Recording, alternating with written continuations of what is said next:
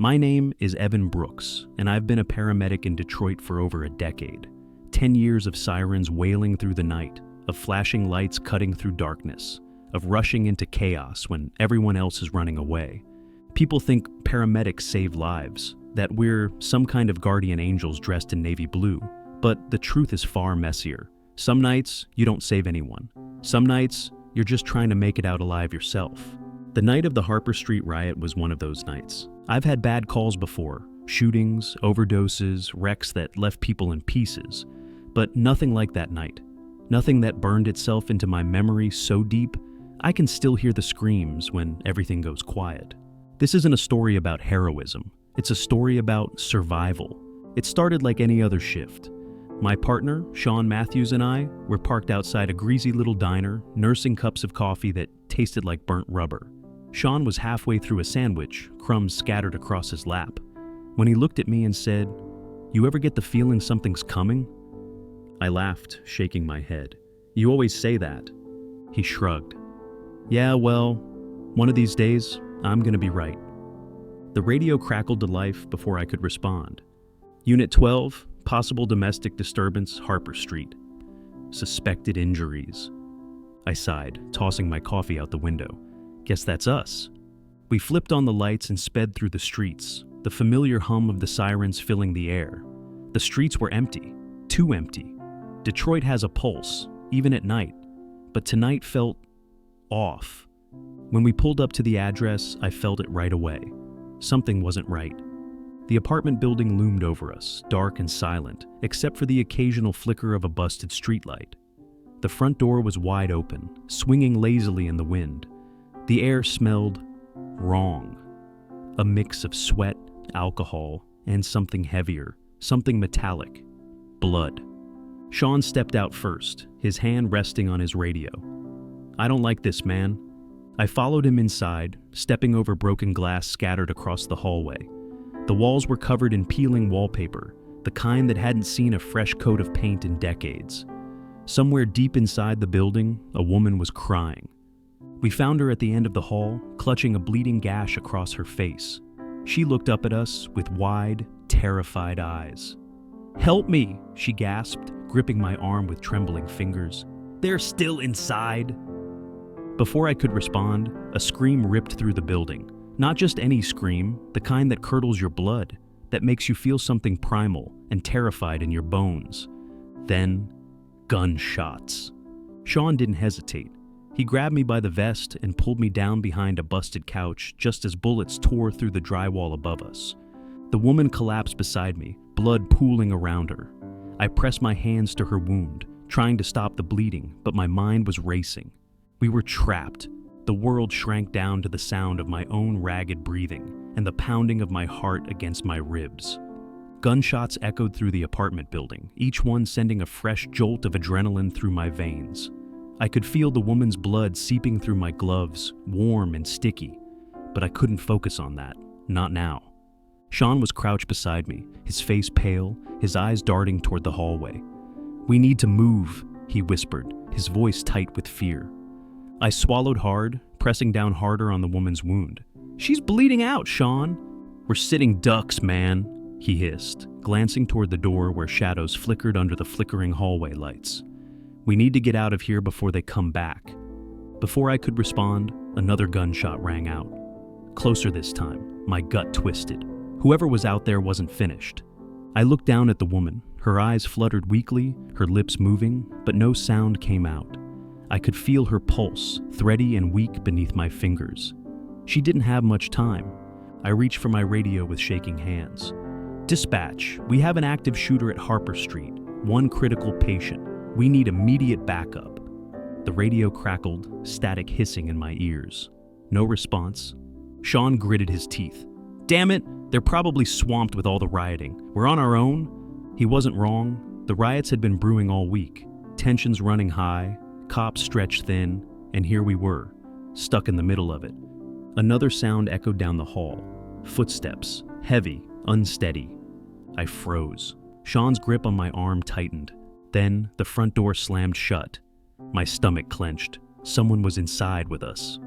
"We need to move now." Sean whispered, his voice barely audible over the blood pounding in my ears. I nodded, my hands shaking as I grabbed the woman under her arms and hoisted her up. She groaned in pain, her head lolling against my chest, but she didn't fight. "Stay with me," I murmured, more to myself than to her. We moved slowly, inching toward the stairwell, keeping low, hoping, praying that whoever was inside wouldn't see us. My heart hammered against my ribs as we crept past the bullet-riddled walls, stepping over broken glass and discarded beer cans. Then I heard it, a low, guttural laugh from somewhere behind us. Sean's eyes widened. "Go!" he hissed. I didn't think, I just ran, dragging the woman with me as best I could. Sean was right behind me, his boots pounding against the floor as we sprinted down the dimly lit hallway.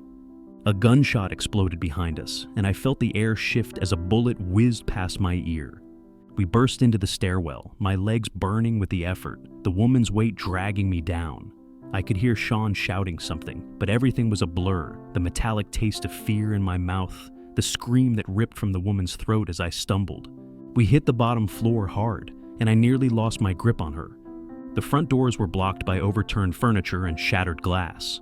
I could see the street outside, flickering red and blue lights in the distance, but no sirens, no help. Sean was already moving, pushing debris aside, his breath coming in short, panicked bursts. "Come on, man, hurry!" I glanced behind me. Shadows moved at the top of the stairs. Whoever was up there was coming for us. I sucked in a breath and pushed forward, hauling the woman through the wreckage and out into the street. The moment we stumbled outside, I realized we had escaped one nightmare and stepped into another. The street was in chaos, flames licking at abandoned cars, shattered glass crunching beneath our boots, and rioters screaming and running through the darkness. Some were looting storefronts, others were just lost. Sean pulled me aside, his face pale. "Where the hell is the ambulance?" I reached for my radio again, my fingers trembling. "Dispatch, where's our backup?" "We're outside Harper Street. We need immediate evac." The response came crackling through finally, but it wasn't reassuring. "Units are spread thin. Hold your position if possible." "Hold our position?" Sean snapped, looking around at the escalating violence. "You gotta be kidding me." I glanced down at the woman in my arms, her face slack, her breathing ragged. We didn't have the luxury of waiting. "We're on our own," I said, my voice hollow. We started moving toward the ambulance parked a block away, dodging shattered bottles and weaving through panicked civilians. A man in a hoodie ran past, his face wild with fear. Behind him, two more followed, one carrying a crowbar, the other with a baseball bat. They didn't even look at us. "Keep your head down," I whispered to Sean. We reached the rig just as a crowd started to form around it, pounding on the sides, shouting for help. Desperation was thick in the air. People wanted out, and they thought we were their ticket. Sean pushed past them, yanking the back doors open. "Get in!" I hauled the woman inside, my hands slick with sweat and blood. She whimpered, and I pressed a hand to her forehead. "It's okay. You're safe now." I wasn't sure if I was telling her or myself. Sean slammed the doors shut and jumped into the driver's seat. "Buckle up, man. This is gonna be rough." I barely had time to secure the woman before the ambulance lurched forward, tires screeching against the asphalt. The crowd swarmed after us, fists pounding against the doors, but Sean didn't stop. He plowed through, sending people scattering, and we sped off into the burning night. The sirens wailed as we tore through the city, the woman's breathing growing more shallow with every passing second. I worked on autopilot, hooking her up to oxygen, checking vitals, but my hands wouldn't stop shaking. I glanced through the small window at Sean. His knuckles were white on the wheel, his face tense. "We're almost there, right?" He didn't answer, just kept driving, dodging abandoned cars and rioters blocking the streets. The radio crackled again. "Mass casualty event declared, all hospitals at full capacity." I felt a wave of nausea roll over me. What the hell are we supposed to do? Sean didn't respond. He just kept driving. In the back, the woman let out a weak, rattling cough, and I squeezed her hand. "Stay with me," I whispered. "We're almost there." But I wasn't sure if I believed it anymore. Sean gripped the wheel like his life depended on it, which, honestly, it did.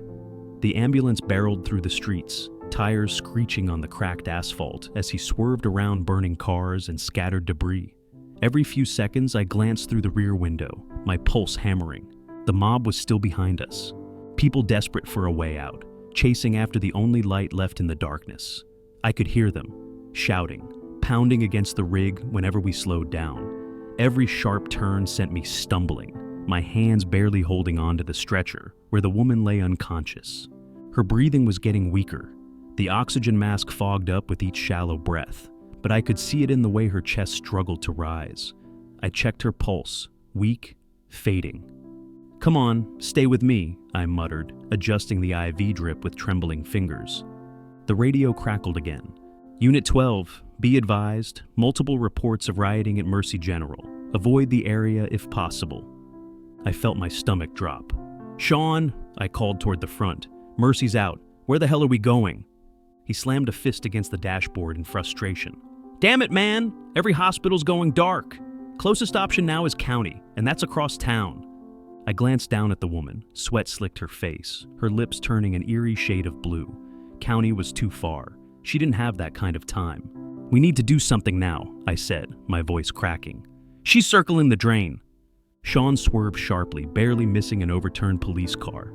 "We don't have a choice." Suddenly, a loud bang rattled through the ambulance, and I whipped my head around to see a figure in the street, a man standing dead center, holding a crowbar. He didn't move. I locked eyes with him through the cracked windshield, and in that instant, I saw something in his face that made my blood run cold. He wasn't just desperate, he was angry. "Sean," I whispered, but it was too late. The man swung the crowbar. It slammed into the windshield with a sickening crunch, spiderwebbing the glass. Sean cursed, yanking the wheel hard to the right, and the rig lurched violently. The next second, I was airborne, crashing hard against the metal cabinets, knocking the wind out of me.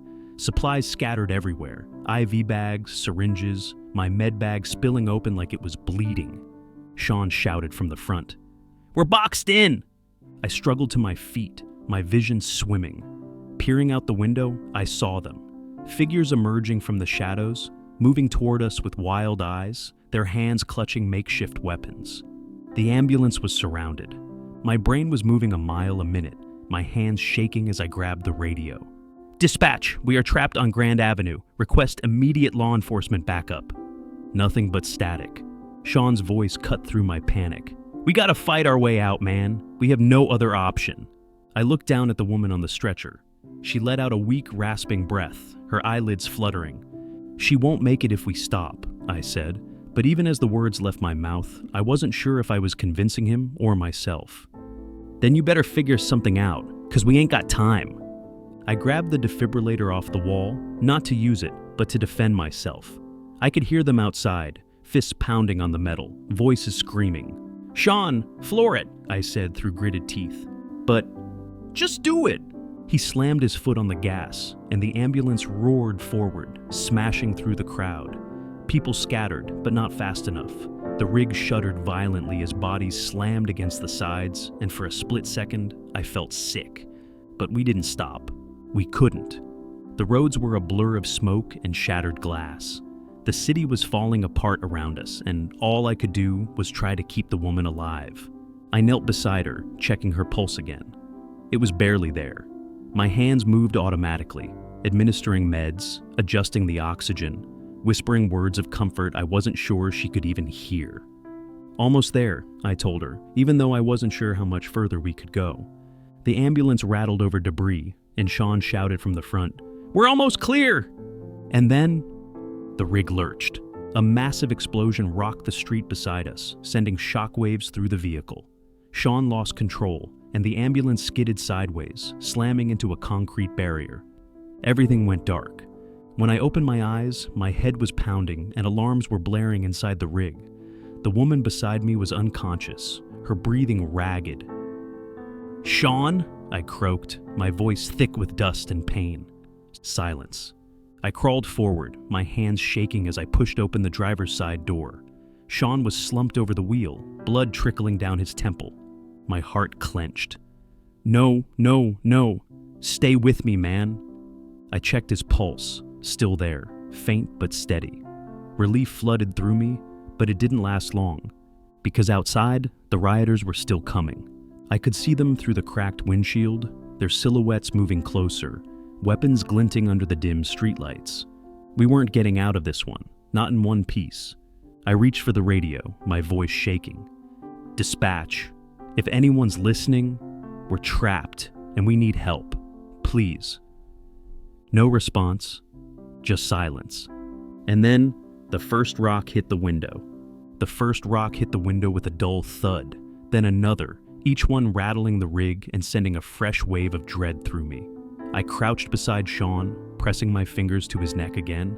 His pulse was weak but steady. He was still with me for now. The woman on the stretcher let out a low, ragged moan, her chest barely moving under the oxygen mask. I had 2 lives in my hands, and outside, a mob was closing in, their silhouettes shifting in the smoke-filled street like predators circling prey. I swallowed hard, gripping the radio tight in my hand. "Dispatch, please. We're trapped on Grand, ambulance down, 2 critical patients. My voice cracked. I don't know how long we can hold out. Nothing but static." Sean stirred beside me, groaning. His eyelids fluttered open, and he blinked groggily. "Evan, what the hell happened?" "We crashed," I muttered, wiping the sweat from my forehead. "You hit your head pretty bad." His eyes darted around, and I saw the realization dawn on him as the thuds on the rig grew louder. "They're still out there, aren't they?" I nodded grimly. "Yeah." He winced as he tried to sit up. "Great, just great." A shadow passed by the windshield, and I instinctively ducked lower. I peeked through the cracked glass. Dozens of them were moving now, their faces wild with desperation and fury. Some held bats, others carried bricks or crowbars. They weren't just angry, they were hunting. And we were the prey. "We can't stay here," Sean rasped, wincing as he pressed a hand to his bleeding temple. "I know," I whispered. My eyes darted to the back doors, the metal already dented from the pounding fists outside. Every slam sent a fresh jolt through my chest. "We have to run for it!" Sean exhaled sharply. "We won't make it far." I looked down at the woman on the stretcher. She was pale, her breathing shallow, but she was alive. I wasn't going to leave her here. I couldn't. Another loud bang rocked the rig, and I made a decision I shouldn't have had to make. I grabbed a tourniquet from the supply kit and tied it around her leg, making sure she was stable enough to move. "Help me carry her," I said, my voice shaking but firm. Sean hesitated, then nodded. We moved fast, dragging her toward the back doors. My heart pounded in my ears, drowning out the chaos outside. I grabbed the fire extinguisher, my grip tightening around the cold metal. "Ready?" "Ready?" Sean muttered, his jaw clenched. I kicked the door open. The blast of cold night air hit me like a slap, but there was no time to think. The rioters turned, their eyes locking onto us like predators catching the scent of blood. I didn't hesitate. I swung the fire extinguisher, spraying a thick cloud into their faces. They screamed, stumbling back, and we bolted. We ran, hard. Sean staggered beside me, dragging the woman between us, her head lolling against my chest. The streets were a blur of fire and shadows, screams echoing off the buildings around us. I didn't know where we were going. I didn't care. I just knew we had to keep moving. Behind us, the crowd gave chase. I could hear their footsteps pounding on the pavement, closing in fast. My lungs burned, every muscle screaming in protest, but I pushed forward. Then, up ahead, flashing lights. Police barricades, salvation. "Almost there," I gasped, my throat raw. A gunshot rang out, and Sean stumbled, nearly dropping the woman. "Go!" he shouted, waving me on. I didn't leave him. We stumbled through the last block, crashing past the barricade just as officers raised their weapons. "Hold your fire! We're paramedics!" I shouted, my voice breaking. Hands grabbed us, pulling us down behind cover, and I collapsed to my knees, the woman still in my arms. My chest heaved, my vision blurred, and for a long moment, I just sat there, staring at the cracked pavement. Sean coughed beside me, wiping blood from his face. "We made it," he rasped. I looked down at the woman. Her chest was still rising and falling. Barely, but she was alive. "Yeah," I whispered. "We made it." Hours later, I sat outside the hospital, my uniform stained with sweat, blood, and soot. My hands trembled as I lit a cigarette, staring into the darkened city streets. The riots were still raging somewhere out there, but for now, I was safe. Sean sat next to me, silent, staring at the ground. "You think she'll make it?" he finally asked. I exhaled a shaky breath. "I don't know." He nodded, and we sat there in the quiet, the weight of the night pressing down on us like a lead blanket. In the distance, sirens wailed, another call waiting, another emergency, another night. "Tomorrow's another shift," Sean murmured, rubbing his temples. I nodded slowly, crushing the cigarette under my boot. "Yeah, tomorrow." And with that, we stood, walking back toward the ambulance bay, ready to do it all over again. Thank you so much for listening to my story. If you like stories like this, please subscribe to the channel and comment down below what other stories you would like to hear. My name is Tom Grayson, and I've been a paramedic in New York City for 10 years. A decade of sirens, flashing lights, and late nights spent trying to hold people together while their worlds fell apart. Most days, the job is a blur, chasing after time, patching up wounds, pushing meds, and hoping we can make it to the hospital before it's too late. We see people on the worst days of their lives, and sometimes we can save them. Sometimes we can't. The 23rd Street pileup was one of those calls I wish I could forget, but I can't. It's the one that still wakes me up in the middle of the night, the one that makes me stare at my hands and wonder if I did enough. I tell this story because it's the only way I know how to carry it. It was supposed to be a quiet night. Mike and I were parked outside a small deli in Midtown, sipping coffee that tasted like burnt cardboard and watching the endless stream of yellow cabs weave through the traffic. The city never slept, but sometimes it felt like it was holding its breath, waiting for something to go wrong. I felt it in my gut, that unease, that gnawing feeling that something bad was coming. "Hey, you ever just get a feeling?" I asked, my eyes on the traffic, but my mind somewhere else. Mike glanced at me over his sandwich, raising an eyebrow. "Every damn night," I smirked, shaking my head. "No, I mean, worse than usual." Before he could respond, the radio crackled. "Unit 5-1, respond to a motor vehicle collision, 23rd Street. Multiple casualties, potential entrapment." The knot in my stomach tightened. We tossed our coffee, flipped the sirens, and took off, weaving through traffic like our lives depended on it, because someone's did. When we pulled up, I knew right away this wasn't just another accident. 3 cars, twisted metal, headlights flickering weakly in the dark like dying stars. The street was slick with something: oil, blood, rain. The smell of burning rubber and gasoline clawed at the back of my throat. People were shouting, their voices tangled in a chaotic mess of fear and panic. I took a deep breath, forcing my mind to quiet, focus, assess, move. The first car, a woman, mid-30s, breathing but unconscious. Mike leaned in to check her vitals while I moved to the second car. A man, mid-50s, pinned by the dashboard, conscious but fading. "Stay with me," I said, my voice calm, even though I could see the panic in his eyes. And then I heard it. A child's cry. I turned and my eyes locked onto the third car. Inside, a little boy, no older than 7, was trapped. His face was pale, pressed against the shattered window, eyes wide with terror. His tiny hands trembled as he reached out toward me, but he couldn't move. "Help him!" A woman sobbed nearby, clutching at her chest. "That's my son! Please, you have to help him!" I swallowed hard and nodded. "We're gonna get him out, ma'am. Just stay back. Let us work." I crouched by the wreckage, forcing a calm smile onto my face, even though my hands were shaking. "Hey, buddy, my name's Tom. Can you tell me your name?" The boy blinked slowly, his lips barely moving. Daniel, we're gonna get you out, okay? You just gotta hold on for me." He nodded weakly, but I could see it, the way his chest rose too fast, the bluish tint creeping onto his lips. Time was running out. "Mike!" I called over my shoulder. "We need to move fast. Kid's in respiratory distress." The firefighters were already working to pry the door open, but I could hear their frustrated grunts. The metal was too twisted, too tight. I reached in through the shattered window, careful of the glass slicing into my gloves. I felt his pulse, thready and weak. "You're doing great, Daniel," I whispered. "Just hang in there, buddy." But deep down, I wasn't sure if he could. I could feel Daniel's pulse flutter beneath my fingers, faint and too fast, like a tiny bird trapped in his chest. Every second felt like a countdown, each shallow breath a reminder that I was running out of time. The firefighters kept working, the metal groaning under the pressure of the hydraulic tools, but the wreckage wasn't giving up without a fight. I glanced at the engine. It was still smoking, hissing, and somewhere in the back of my mind, I knew it could go up any second. But none of that mattered. All that mattered was the little boy staring up at me, his lips trembling as he whispered, It hurts." I swallowed the lump rising in my throat. "I know, buddy, I know, but I need you to stay awake for me, okay? Can you do that?"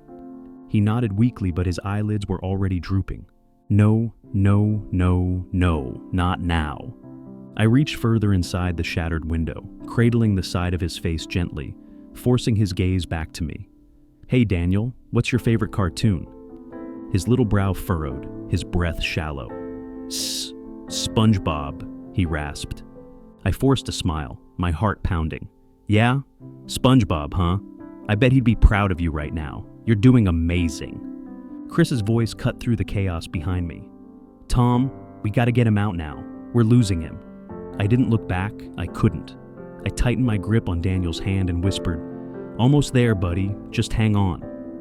With a final metallic screech, the firefighters pried the door open, and I wasted no time. I slipped inside the car, careful of the shattered glass beneath my knees, and eased Daniel out, feeling the tension in his fragile body. He was too light, too still.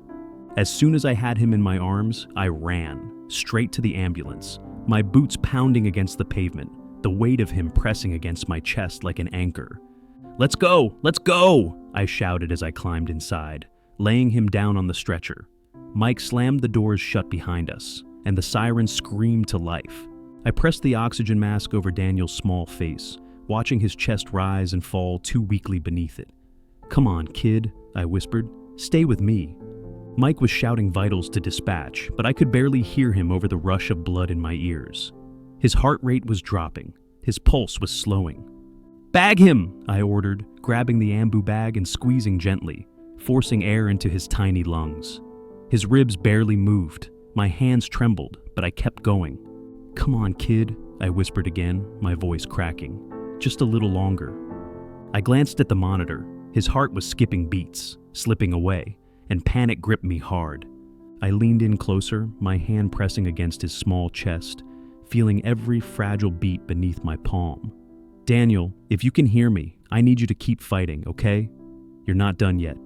Your mom's waiting for you, and she needs you to be strong. You can do this." I wasn't sure if I was talking to him or to myself. The ambulance rocked as we sped toward the hospital, and I kept working, each second feeling like a lifetime. Mike squeezed my shoulder, his voice softer than usual. "We're almost there, Tom." But almost wasn't good enough. The line on the monitor blipped once, then again, slower this time, and then it flatlined. "No, no, no," I muttered, reaching for the defibrillator. My hands moved on autopilot, years of training kicking in, but my chest felt like it was caving in. I pressed the paddles to his chest, my voice barely holding steady. "Charging! Clear!" His little body jerked, but nothing changed. I tried again. "Come on, Daniel, breathe, damn it!" Silence. I stared at the monitor, praying for something, anything. My breath caught in my throat, and for the first time in a long time, I felt helpless. Mike was watching me, his eyes filled with something that looked a lot like grief. "Tom?" I shook my head. "No, not yet."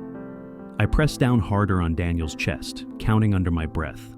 1, 2, 3. Nothing. I sat back slowly, my hands still resting on his chest, and for a moment, the world stopped. The monitor was silent. Daniel was gone. I swallowed hard, my chest tightening in a way I couldn't explain. My hands stained with his blood, clenched into fists, trembling in my lap. I couldn't look at Mike. I couldn't look at the boy lying lifeless in front of me. The hospital came into view, the bright red emergency sign glowing through the windshield like a beacon of false hope. We pulled in fast, but I already knew it was too late. The hospital door slid open with a quiet hiss, and I stepped back as the ER team swarmed the stretcher, their voices clipped and efficient, but I already knew. They didn't rush. They didn't scramble the way they usually did when there was a chance. I stood frozen, watching them work, hearing the familiar orders barked out. "Bag him! Push another round! Let's get a line in!" But I could see it in their faces, that tired resignation, the silent understanding between them that this was just for show now. Mike was at my side, his hand resting lightly on my shoulder. "Come on, man," he said softly. "Let's step back." I couldn't move. My feet felt rooted to the tiled floor, my hands numb at my sides. I was still staring at Daniel, watching the rise and fall that never came. I don't know how long I stood there, but eventually I found myself outside, leaning against the rig, the cold air hitting me like a slap in the face. I sucked in deep breaths, trying to push down the tightness in my chest. The hospital doors swung open again, and I looked up just in time to see his mother. She was sobbing, clutching at a nurse, her legs barely holding her up. Her cries were raw, echoing through the otherwise quiet night. I felt like I was drowning. I wanted to go to her, to tell her we did everything we could, that we fought for him until the very last second. But what good would that do? No words would bring her son back. No apology could fix the hole we had just left in her world. Mike stood beside me in silence, both of us watching as the weight of her grief shattered her, right there in the parking lot. He sighed, rubbing the back of his neck. "You can't save them all, Tom." I knew he was right, but that didn't make it any easier. It never did. The ride back to the station was quiet. No radio chatter, no stupid jokes from Mike to break the tension. Just silence. I stared out the window, watching the city roll by, headlights and streetlights blending into streaks of color. The world kept moving, even though mine felt like it had stopped. When we pulled into the garage, I sat there for a moment, gripping the steering wheel until my knuckles turned white. "You coming in?" Mike asked gently. I shook my head. "In a minute." He didn't push. He just gave me a nod and headed inside, leaving me alone with my thoughts. I glanced down at my hands, still stained faintly red. Even after scrubbing them at the hospital, I could still feel the weight of Daniel's tiny body in my arms. I flexed my fingers, but the phantom sensation wouldn't leave. With a heavy sigh, I climbed out of the rig and walked inside. The station felt different, quieter, heavier, like the weight of what happened followed us through the doors. I walked straight to the locker room, avoiding eye contact with anyone. The hum of fluorescent lights buzzed overhead, filling the silence as I leaned against my locker, staring at the nameplate that suddenly felt meaningless. My fingers trembled as I unzipped my jacket, the smell of smoke and antiseptic still clinging to the fabric. I peeled it off, letting it drop onto the bench, and pressed my forehead against the cool metal of the locker door. The words echoed in my head. "You can't save them all." But I was supposed to, wasn't I? I couldn't sleep. I just sat in the break room, staring at the coffee cup in front of me, my thoughts a storm I couldn't quiet. I thought about Daniel's mother, the way she collapsed when they told her. I thought about the way his little hand felt in mine, how he'd whispered, "Is my mom okay?" before his body went limp. But I didn't have an answer for him then, and I didn't have one now. Mike walked in eventually, sitting down across from me with his own cup of coffee. He didn't say anything, just stirred his drink and watched me. After a long silence, he finally spoke. "You want to talk about it?" I shook my head. "No." He nodded like he expected that. "You know, I've been doing this longer than you, and I still haven't figured out how to leave it at the scene." I met his eyes. "Then how do you do it?" He sighed, leaning back in his chair. "You remember the ones you save? That's all you can do." I looked down at my hands again, flexing my fingers. "And the ones we don't?" His jaw tightened, and for a second, I saw the ghosts he carried in his eyes. "You find a way to live with them." The next morning came too soon, and the weight of the night before still sat heavy on my chest. I barely slept. The few minutes I managed filled with flashes of Daniel's face, his frightened eyes, his weak grip on my hand, the sound of his mother's screams echoing in my head. I sat on the edge of my bunk, staring at the floor, feeling like I was trapped in some kind of limbo. Every part of me ached, not from the physical exhaustion, but from something deeper, the kind of tired that sleep couldn't fix. Mike walked past, pausing at the doorway. "You should head home, Tom. Take a day." I shook my head. "Nah, I'm good." He sighed, running a hand through his hair. "Man, you're not fooling anyone." I forced a weak smile. "Yeah? Well, I'm still here, aren't I?" He didn't argue, just gave me a nod and walked off.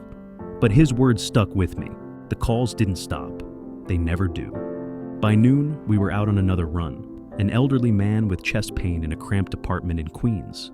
His wife hovered by the doorway, wringing her hands as we worked. He squeezed my wrist with surprising strength, his eyes searching mine. "I don't want to die today, son." And just like that, I was back in the ambulance with Daniel, his voice trembling, asking about his mom. I swallowed hard and forced a steady tone. "You're not going anywhere today, sir. We've got you." We got him to the hospital in time, and as I wheeled him in, his wife grabbed my arm, tears in her eyes. "Thank you," she whispered. "You saved him." I stood there for a second, staring at her, feeling the lump in my throat grow. "Yeah," I said softly. "You're welcome." It wasn't enough to erase last night, but it was something. A few days later, I got a call from the hospital. It was the charge nurse from the ER. "Hey, Tom," she said gently.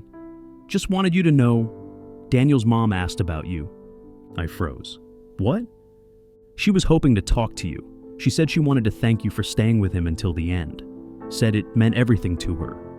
I swallowed the tightness in my throat, gripping the phone so hard my knuckles turned white. I don't know what to say." "You don't have to say anything," she replied softly. "Just know that it mattered." I sat in the ambulance for a long time after that, staring at the dashboard. In this job, you don't get closure. You don't get to see what happens after you leave someone at the hospital. You just move on to the next call, carrying the weight of the ones who didn't make it. But sometimes, just sometimes, you get a reminder that what you do matters, even when it doesn't feel like it. I visited Daniel's memorial a week later. It was small, tucked into the corner of a local park, a little framed photo, a few candles, and a stuffed dinosaur that looked well loved. I stood there for a while, not sure what I was doing, or why I even came. But as I knelt down and touched the edge of his photo, I whispered, "I'm sorry, kid." It wasn't enough, but it was all I had. And for the first time in days, I let myself cry. The job doesn't get easier. The ghosts don't disappear. But every time I hear a mother say, "thank you," or a patient smiles at me through their pain, I remember why I'm still here. Because sometimes we win, and when we don't, we keep showing up anyway, because someone has to. And maybe, just maybe, that's enough. Thank you so much for listening to my story. If you like stories like this, please subscribe to the channel and comment down below what other stories you would like to hear.